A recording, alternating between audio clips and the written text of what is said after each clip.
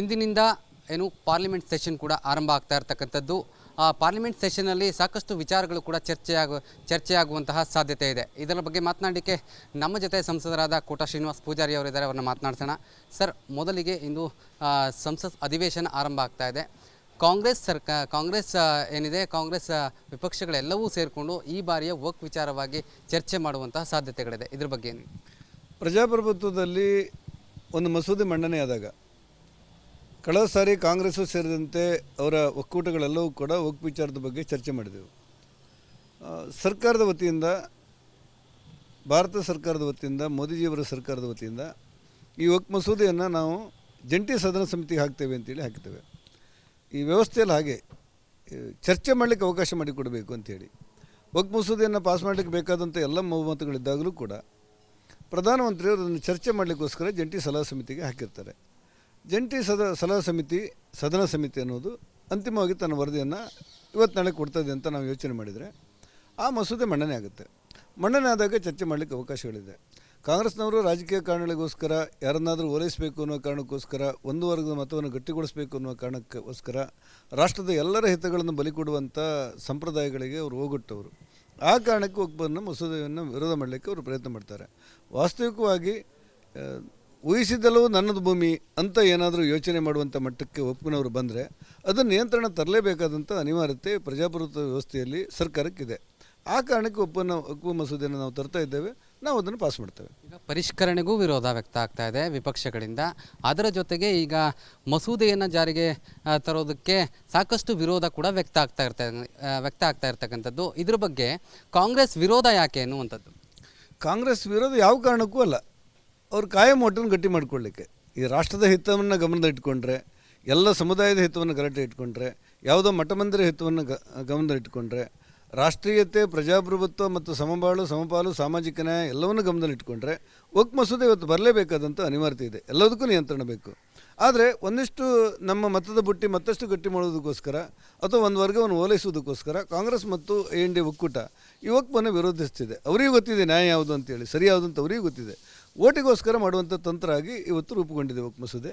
ನಿಶ್ಚಯವಾಗಿ ಭಾರತೀಯ ಜನತಾ ಪಕ್ಷ ಮತ್ತು ನಮ್ಮೆಲ್ಲ ಒಕ್ಕೂಟ ಈ ವಕ್ ಮಸೂದೆಯನ್ನು ಪಾಸ್ ಮಾಡ್ತೇವೆ.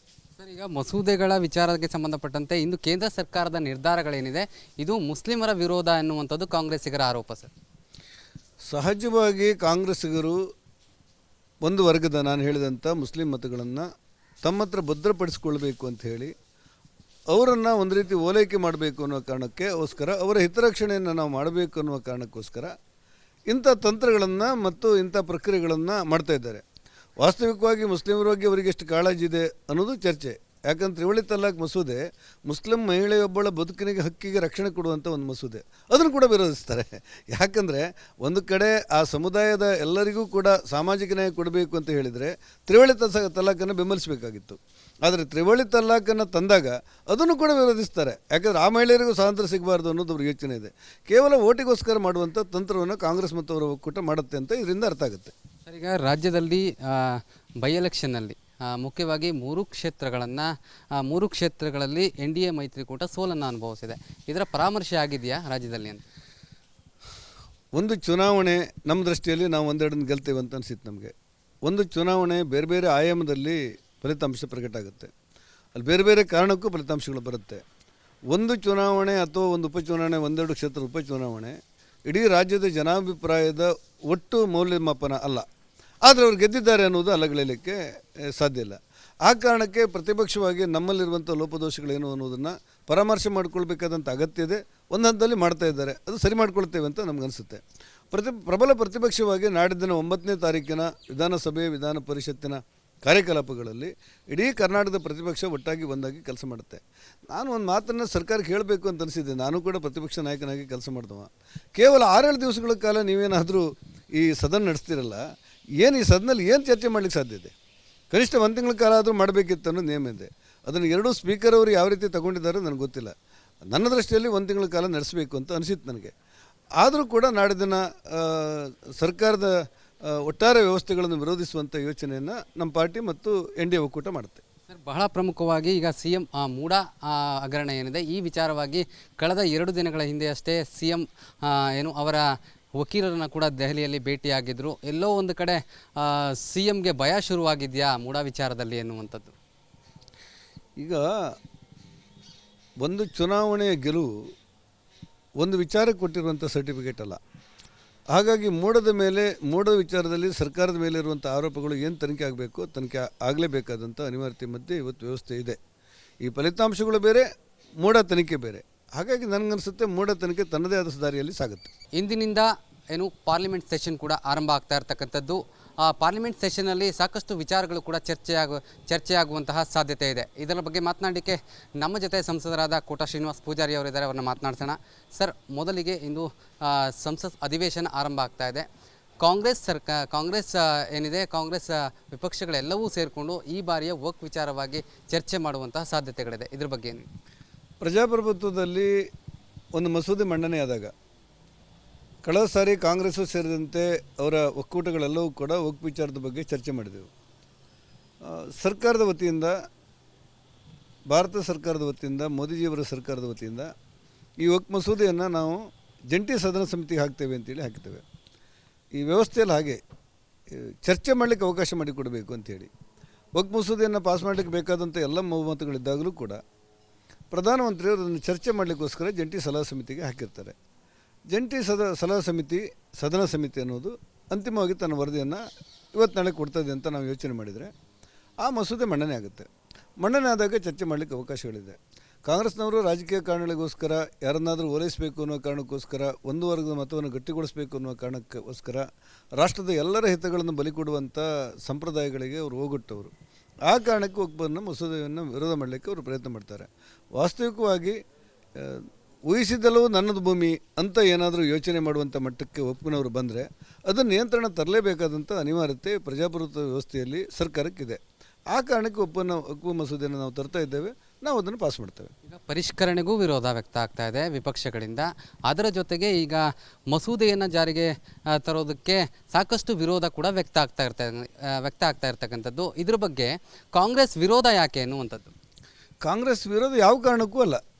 ಅವ್ರು ಕಾಯಂ ಒಟ್ಟನ್ನು ಗಟ್ಟಿ ಮಾಡಿಕೊಳ್ಳಿಕ್ಕೆ, ಈ ರಾಷ್ಟ್ರದ ಹಿತವನ್ನು ಗಮನದಲ್ಲಿಟ್ಕೊಂಡ್ರೆ, ಎಲ್ಲ ಸಮುದಾಯದ ಹಿತವನ್ನು ಗಲಾಟೆ ಇಟ್ಕೊಂಡ್ರೆ, ಯಾವುದೋ ಮಠಮಂದಿರ ಹಿತವನ್ನು ಗಮನದಲ್ಲಿಟ್ಕೊಂಡ್ರೆ, ರಾಷ್ಟ್ರೀಯತೆ, ಪ್ರಜಾಪ್ರಭುತ್ವ ಮತ್ತು ಸಮಪಾಲು ಸಾಮಾಜಿಕ ನ್ಯಾಯ ಎಲ್ಲವನ್ನೂ ಗಮನದಲ್ಲಿಟ್ಕೊಂಡ್ರೆ ವಕ್ ಮಸೂದೆ ಇವತ್ತು ಬರಲೇಬೇಕಾದಂಥ ಅನಿವಾರ್ಯತೆ ಇದೆ. ಎಲ್ಲದಕ್ಕೂ ನಿಯಂತ್ರಣ ಬೇಕು. ಆದರೆ ಒಂದಿಷ್ಟು ನಮ್ಮ ಮತದ ಬುಟ್ಟಿ ಮತ್ತಷ್ಟು ಗಟ್ಟಿ ಮಾಡೋದಕ್ಕೋಸ್ಕರ ಅಥವಾ ಒಂದು ವರ್ಗವನ್ನು ಓಲೈಸುವುದಕ್ಕೋಸ್ಕರ ಕಾಂಗ್ರೆಸ್ ಮತ್ತು ANDA ಒಕ್ಕೂಟ ಈ ವಕ್ಫನ್ನು ವಿರೋಧಿಸ್ತಿದೆ. ಅವರಿಗೂ ಗೊತ್ತಿದೆ ನ್ಯಾಯ ಯಾವುದು ಅಂತೇಳಿ, ಸರಿ ಯಾವುದು ಅಂತ ಅವರಿಗೂ ಗೊತ್ತಿದೆ. ಓಟಿಗೋಸ್ಕರ ಮಾಡುವಂಥ ತಂತ್ರ ಆಗಿ ಇವತ್ತು ರೂಪುಗೊಂಡಿದೆ ವಕ್ ಮಸೂದೆ. ನಿಶ್ಚಯವಾಗಿ ಭಾರತೀಯ ಜನತಾ ಪಕ್ಷ ಮತ್ತು ನಮ್ಮೆಲ್ಲ ಒಕ್ಕೂಟ ಈ ವಕ್ ಮಸೂದೆಯನ್ನು ಪಾಸ್ ಮಾಡ್ತೇವೆ. ಸರ್, ಈಗ ಮಸೂದೆಗಳ ವಿಚಾರಕ್ಕೆ ಸಂಬಂಧಪಟ್ಟಂತೆ ಇಂದು ಕೇಂದ್ರ ಸರ್ಕಾರದ ನಿರ್ಧಾರಗಳೇನಿದೆ ಇದು ಮುಸ್ಲಿಮರ ವಿರೋಧ ಎನ್ನುವಂಥದ್ದು ಕಾಂಗ್ರೆಸ್ಸಿಗರ ಆರೋಪ. ಸರ್, ಸಹಜವಾಗಿ ಕಾಂಗ್ರೆಸ್ಸಿಗರು ಒಂದು ವರ್ಗದ, ನಾನು ಹೇಳಿದಂಥ ಮುಸ್ಲಿಂ ಮತಗಳನ್ನು ತಮ್ಮ ಹತ್ರ ಭದ್ರಪಡಿಸಿಕೊಳ್ಬೇಕು ಅಂತ ಹೇಳಿ ಅವರನ್ನು ಒಂದು ರೀತಿ ಓಲೈಕೆ ಮಾಡಬೇಕು ಅನ್ನೋ ಕಾರಣಕ್ಕೋಸ್ಕರ, ಅವರ ಹಿತರಕ್ಷಣೆಯನ್ನು ನಾವು ಮಾಡಬೇಕು ಅನ್ನುವ ಕಾರಣಕ್ಕೋಸ್ಕರ ಇಂಥ ತಂತ್ರಗಳನ್ನು ಮತ್ತು ಇಂಥ ಪ್ರಕ್ರಿಯೆಗಳನ್ನು ಮಾಡ್ತಾಯಿದ್ದಾರೆ. ವಾಸ್ತವಿಕವಾಗಿ ಮುಸ್ಲಿಮರ ಬಗ್ಗೆ ಅವರಿಗೆ ಎಷ್ಟು ಕಾಳಜಿ ಇದೆ ಅನ್ನೋದು ಚರ್ಚೆ. ಯಾಕಂದ್ರೆ ತ್ರಿವಳಿ ತಲಾಖ್ ಮಸೂದೆ ಮುಸ್ಲಿಂ ಮಹಿಳೆಯೊಬ್ಬಳ ಬದುಕಿನಿಗೆ ಹಕ್ಕಿಗೆ ರಕ್ಷಣೆ ಕೊಡುವಂಥ ಒಂದು ಮಸೂದೆ. ಅದನ್ನು ಕೂಡ ವಿರೋಧಿಸ್ತಾರೆ. ಯಾಕಂದರೆ ಒಂದು ಕಡೆ ಆ ಸಮುದಾಯದ ಎಲ್ಲರಿಗೂ ಕೂಡ ಸಾಮಾಜಿಕ ನ್ಯಾಯ ಕೊಡಬೇಕು ಅಂತ ಹೇಳಿದರೆ ತ್ರಿವಳಿ ತಲಾಖನ್ನು ಬೆಂಬಲಿಸಬೇಕಾಗಿತ್ತು. ಆದರೆ ತ್ರಿವಳಿ ತಲಾಖನ್ನು ತಂದಾಗ ಅದನ್ನು ಕೂಡ ವಿರೋಧಿಸ್ತಾರೆ. ಯಾಕಂದರೆ ಆ ಮಹಿಳೆಯರಿಗೂ ಸ್ವಾತಂತ್ರ್ಯ ಸಿಗಬಾರ್ದು ಅನ್ನೋದು ಅವ್ರ ಯೋಚನೆ ಇದೆ. ಕೇವಲ ಓಟಿಗೋಸ್ಕರ ಮಾಡುವಂಥ ತಂತ್ರವನ್ನು ಕಾಂಗ್ರೆಸ್ ಮತ್ತು ಅವರ ಒಕ್ಕೂಟ ಮಾಡುತ್ತೆ ಅಂತ ಇದರಿಂದ ಅರ್ಥ ಆಗುತ್ತೆ. ಸರ್, ಈಗ ರಾಜ್ಯದಲ್ಲಿ ಬೈ ಎಲೆಕ್ಷನ್ನಲ್ಲಿ ಮುಖ್ಯವಾಗಿ ಮೂರು ಕ್ಷೇತ್ರಗಳಲ್ಲಿ NDA ಮೈತ್ರಿಕೂಟ ಸೋಲನ್ನು ಅನುಭವಿಸಿದೆ. ಇದರ ಪರಾಮರ್ಶೆ ಆಗಿದೆಯಾ ರಾಜ್ಯದಲ್ಲಿ ಅಂತ? ಒಂದು ಚುನಾವಣೆ ನಮ್ಮ ದೃಷ್ಟಿಯಲ್ಲಿ ನಾವು ಒಂದೆರಡನ್ನು ಗೆಲ್ತೇವೆ ಅಂತ ಅನಿಸಿತ್ತು ನಮಗೆ. ಒಂದು ಚುನಾವಣೆ ಬೇರೆ ಬೇರೆ ಆಯಾಮದಲ್ಲಿ ಫಲಿತಾಂಶ ಪ್ರಕಟ ಆಗುತ್ತೆ. ಅಲ್ಲಿ ಬೇರೆ ಬೇರೆ ಕಾರಣಕ್ಕೂ ಫಲಿತಾಂಶಗಳು ಬರುತ್ತೆ.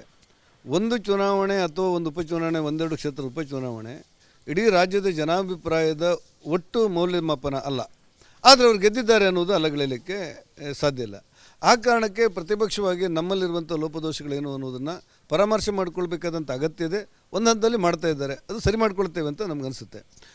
ಪ್ರಬಲ ಪ್ರತಿಪಕ್ಷವಾಗಿ ನಾಡಿದ್ದಿನ 9ನೇ ತಾರೀಕಿನ ವಿಧಾನಸಭೆ ವಿಧಾನ ಪರಿಷತ್ತಿನ ಕಾರ್ಯಕಲಾಪಗಳಲ್ಲಿ ಇಡೀ ಕರ್ನಾಟಕದ ಪ್ರತಿಪಕ್ಷ ಒಟ್ಟಾಗಿ ಒಂದಾಗಿ ಕೆಲಸ ಮಾಡುತ್ತೆ. ನಾನು ಒಂದು ಮಾತನ್ನು ಸರ್ಕಾರಕ್ಕೆ ಹೇಳಬೇಕು ಅಂತ ಅನಿಸಿದ್ದೆ. ನಾನು ಕೂಡ ಪ್ರತಿಪಕ್ಷ ನಾಯಕನಾಗಿ ಕೆಲಸ ಮಾಡಿದವ. ಕೇವಲ 6-7 ದಿವಸಗಳ ಕಾಲ ನೀವೇನಾದರೂ ಈ ಸದನ ನಡೆಸ್ತಿರಲ್ಲ, ಏನು ಈ ಸದನಲ್ಲಿ ಏನು ಚರ್ಚೆ ಮಾಡಲಿಕ್ಕೆ ಸಾಧ್ಯ ಇದೆ? ಕನಿಷ್ಠ ಒಂದು ತಿಂಗಳ ಕಾಲ ಆದರೂ ಮಾಡಬೇಕಿತ್ತು ಅನ್ನೋ ನಿಯಮ ಇದೆ. ಅದನ್ನು ಎರಡೂ ಸ್ಪೀಕರ್ ಅವರು ಯಾವ ರೀತಿ ತಗೊಂಡಿದ್ದಾರೆ ನನಗೆ ಗೊತ್ತಿಲ್ಲ. ನನ್ನ ದೃಷ್ಟಿಯಲ್ಲಿ ಒಂದು ತಿಂಗಳ ಕಾಲ ನಡೆಸಬೇಕು ಅಂತ ಅನಿಸಿತ್ತು ನನಗೆ. ಆದರೂ ಕೂಡ ನಾಡಿನ ಸರ್ಕಾರದ ಒಟ್ಟಾರೆ ವ್ಯವಸ್ಥೆಗಳನ್ನು ವಿರೋಧಿಸುವಂಥ ಯೋಚನೆಯನ್ನು ನಮ್ಮ ಪಾರ್ಟಿ ಮತ್ತು NDA ಒಕ್ಕೂಟ ಮಾಡುತ್ತೆ. ಸರ್, ಬಹಳ ಪ್ರಮುಖವಾಗಿ ಈಗ CM ಮೂಡಾ ಹಗರಣ ಏನಿದೆ, ಈ ವಿಚಾರವಾಗಿ ಕಳೆದ 2 ದಿನಗಳ ಹಿಂದೆ ಅಷ್ಟೇ CM ಅವರ ವಕೀಲರನ್ನು ಕೂಡ ದೆಹಲಿಯಲ್ಲಿ ಭೇಟಿಯಾಗಿದ್ದರು. ಎಲ್ಲೋ ಒಂದು ಕಡೆ CMಗೆ ಭಯ ಶುರುವಾಗಿದೆಯಾ ಮೂಡಾ ವಿಚಾರದಲ್ಲಿ ಎನ್ನುವಂಥದ್ದು. ಈಗ ಒಂದು ಚುನಾವಣೆಯ ಗೆಲುವು ಒಂದು ವಿಚಾರಕ್ಕೆ ಕೊಟ್ಟಿರುವಂಥ ಸರ್ಟಿಫಿಕೇಟ್ ಅಲ್ಲ. ಹಾಗಾಗಿ ಮೋಡದ ವಿಚಾರದಲ್ಲಿ ಸರ್ಕಾರದ ಮೇಲೆ ಇರುವಂಥ ಆರೋಪಗಳು ಏನು ತನಿಖೆ ಆಗಬೇಕು, ತನಿಖೆ ಆಗಲೇಬೇಕಾದಂಥ ಅನಿವಾರ್ಯತೆ ಮಧ್ಯೆ ಇವತ್ತು ವ್ಯವಸ್ಥೆ ಇದೆ. ಈ ಫಲಿತಾಂಶಗಳು ಬೇರೆ, ಮೋಡ ತನಿಖೆ ಬೇರೆ. ಹಾಗಾಗಿ ನನಗನ್ನಿಸುತ್ತೆ ಮೋಡ ತನಿಖೆ ತನ್ನದೇ ಆದ ದಾರಿಯಲ್ಲಿ ಸಾಗುತ್ತೆ. ಧನ್ಯವಾದಗಳು ಸರ್. ಇದಿಷ್ಟು ಕೋಟಾ ಶ್ರೀನಿವಾಸ್ ಪೂಜಾರಿ ಅವರ ಮಾತಾಗಿತ್ತು. ಕ್ಯಾಮ್ರಾ ಪರ್ಸನ್ ಮನೀಶ್ ಜೊತೆ ನಟೇಶ್ ರಾಜಣ್ಣ, ರಿಪಬ್ಲಿಕ್ ಕನ್ನಡ, ನವದೆಹಲಿ.